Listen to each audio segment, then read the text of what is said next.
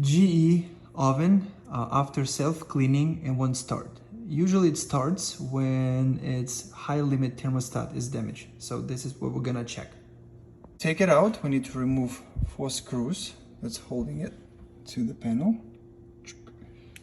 And also, to make it much easier, we're gonna remove the door by moving those things up.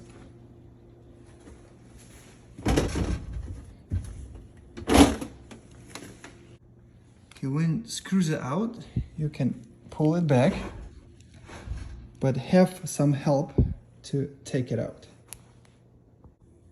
Okay, so to check a thermostat, we need to remove this back panel. Make sure you remove all the screws around.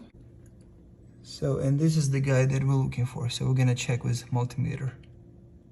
All right, so we check the old one. It's not responding, so we check a new one. Okay, this is what we're gonna replace.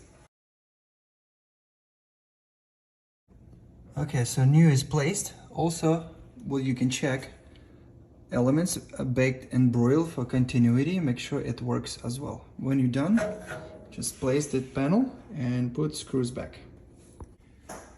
Panel is back where it should be, screws as well, so have some help to place this where it's supposed to be.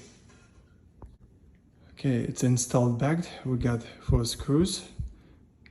Placing the door, locking hinges, and checking if it works. Let's get power. Checking if it works, and we can see temperatures rising up. Yay!